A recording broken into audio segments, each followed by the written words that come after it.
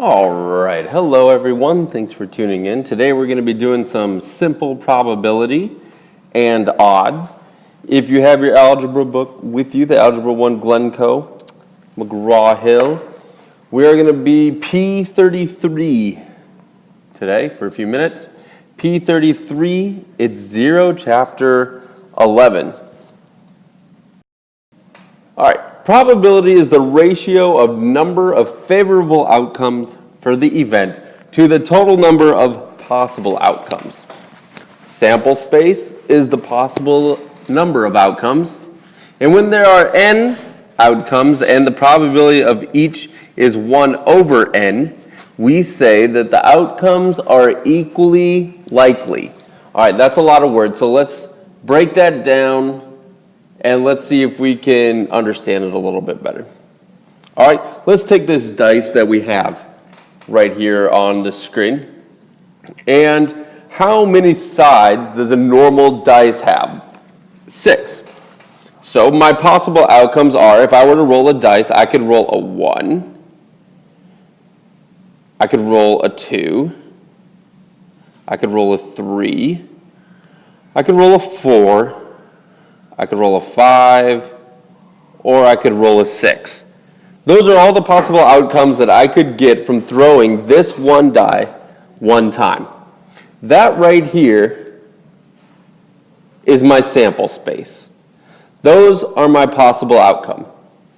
So the probability is the ratio of favorable outcomes for an event. So let's say I wanted to roll a 1. What's the probability that I will roll a 1 when I throw this dice?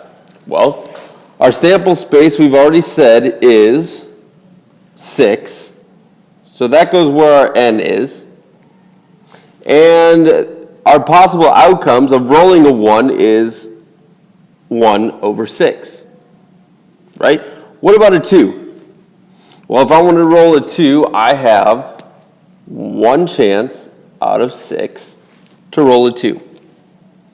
What about a 3? I have 1 chance out of 6 to roll a 3. And the same for 4, for 5, and then for 6. They each have 1 out of a 6 shot. When that occurs, that's where we get the equally likely part. Each outcome is equally likely. 1 has a chance of getting rolled just as much as 3 has a chance of getting rolled. Okay, let's look at an example here. Once again, dealing with our dice. Letter A asks, what is the probability of rolling either a 1 or of rolling a 5? Well, we already said in the previous slide that we had 1 out of 6 chance of rolling a 1, and we had 1 out of a 6 chance of rolling a 5. When you put those two together, you get 2 out of 6, which when reduced is 1 out of 3. So all in all, you have about a 1 out of 3 chance to roll either a 1 or of rolling a 5. What about of rolling an even number? What even numbers are on the dice? Well, 1's not. 2 is an even number. 3 is not. 4 is an even number. 5 is not, and 6 is an even number. So what is the probability of rolling a 2, a 4, or a 6? Let's check it out. 2 has a 1 out of 6 chance.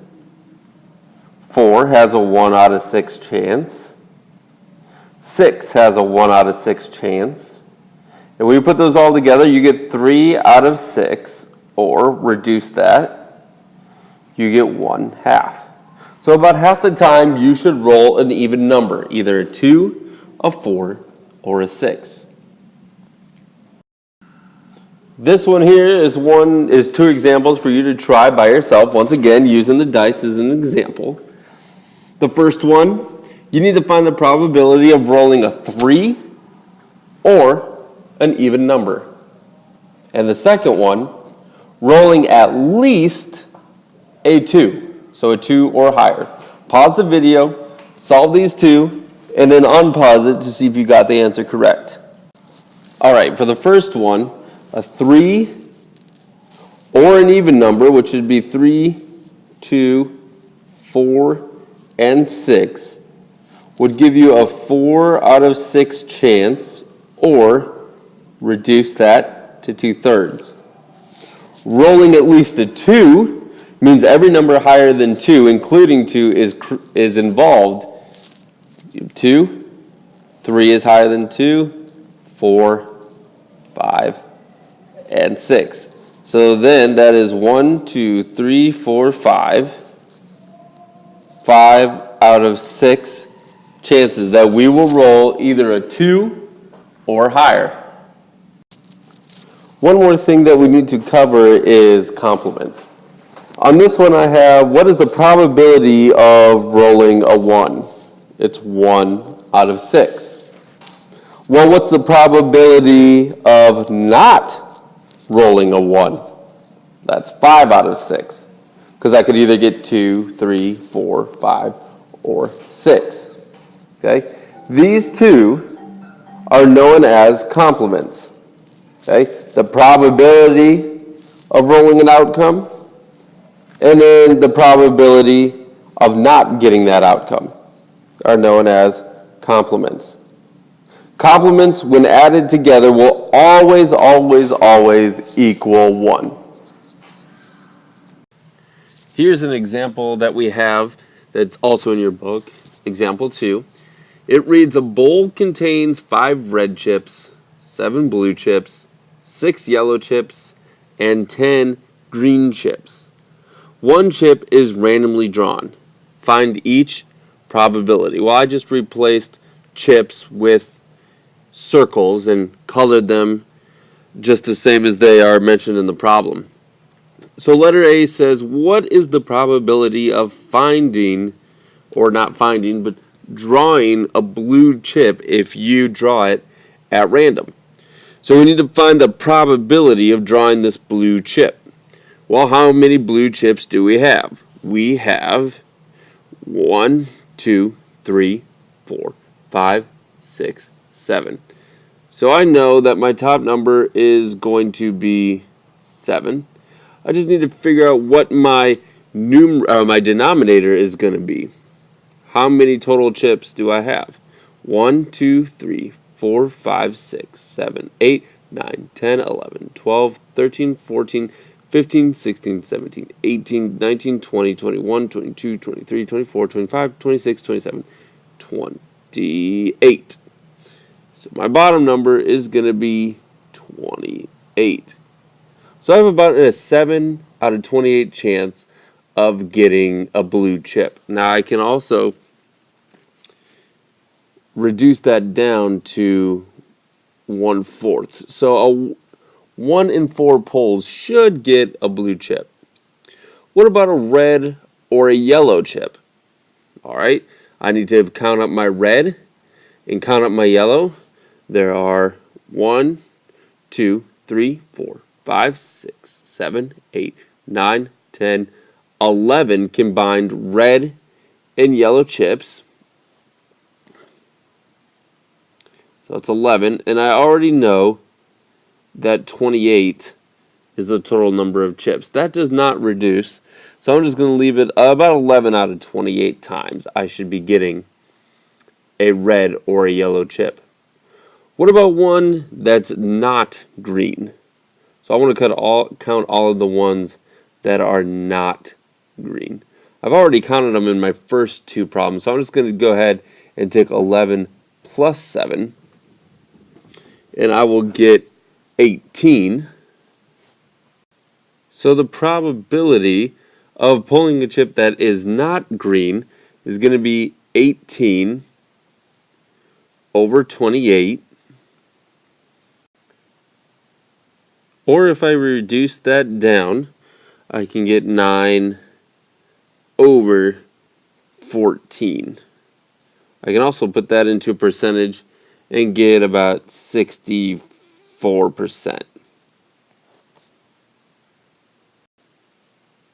This is a problem that you're going to try on your own. Each square has a letter inside, which represents a tile, and the number off to the right is how many tiles that you have in a bag. The problem reads, a bag contains 12 tiles with the letter A, 6 tiles with the letter S, 9 tiles with the letter P, and 5 tiles with the letter E. One tile is randomly drawn. Find each probability. You will find 1, the probability of pulling an A, 2, finding the probability of pulling a P or an S, and 3, finding the probability of not pulling an E. Pause the video and do that right now. Alright, now that you've done that, for A, you should have had 3/8, or about 37.5%. For P or S, you should have got 15 out of 32, or 47%. And for E, you should have got 27 out of 32, or 84%. Alright, one of the last things that we're going to cover in this video is the fundamental counting principle that will help you solve problems like how many different choices are there, problems that end like that. So the rule is if M occurs in M ways and is followed by event N that can occur in N ways, then the event M followed by N can occur M times N ways. That's a lot of mumbo-jumbo math lingo, and it gets kind of confusing when you hear it read out loud. So let's do an example. Look at example 4, letter A, and I'm not going to write all this out on the screen, so follow along. Example 4, letter A, P35. This is what the example says. An ice cream cone shop offers 1, 2, or 3 scoops of ice cream from among 12 different flavors. Now I'm going to pause real quick and I'm going to write 3 because you can get it in 3 different counts of scoops. So you can get 1 scoop, 2 scoop, or 3 scoops. So you have 3 different options as far as how many scoops you get among 12 different flavors. So we have 12 flavors. So I'm going to write that down real quick. And then it says the ice cream can be served in a wafer cone, a sugar cone, or it can be served in a cup. So you have 3 cones or 3 ways to receive your ice cream cone. Use the fundamental counting principle to determine the number of choices possible. Well, all the fundamental counting principle is telling us to do is to multiply all the different options together. When we do that, we will get 12 times 3 times 3, and that would be 108. So it would be 100 different ways, 108 different choices that we could order our ice cream cone from this in particular ice cream shop. I'm going to go ahead and I'm going to read an example. No, I'm not going to put it up on the screen or anything like that. So I'll read it a few times, but let's see if you can kind of figure out the answer here. Alright. A special on business cards in white or off-white from among 18 different fonts. The ink on the cards can be raised or flat. Use the fundamental counting principle to determine the number of choices possible. I'll read it again. A printing shop is offering a special on business cards in white or off-white from among 18 different fonts. The ink on the cards can be raised or flat. Use the fundamental counting principle to determine the number of choices possible. One last time. A printing shop is offering a special on business cards in white or off-white. That's 2 different options there. Among 18 different fonts. So I'm going to write down that difference. The ink on the cards can be raised or flat. How many options do I have there? If you said 2, you're right. Use the fundamental counting principle to determine the number of choices. The fundamental principle said all I need to do is then multiply those together. So when I do 18 times 2 times 2, if my math is correct, which I hope it is, you should have 72 different choices. Okay, the very last kind of problem that we're going to do has to do with odds. And at odds, we're going to be looking at the successes and the failures. So the odds of an event occurring is the ratio that compares the number of ways an event can occur to the number of ways it cannot occur. So if we go back to the example of our dice, and we look at example 5, finding the odds of rolling a number less than 3. There's only 2 ways that we can roll a number less than 3, and that's if we were to roll a 1 or a 2. However, there's 4 ways that we could possibly fail. Rolling a 3, a 4, a 5, or a 6. So the fact that there are 2 ways in which we can succeed and 4 ways in which we can fail, we would say that the odds are 2 to 4 or 1 to 2.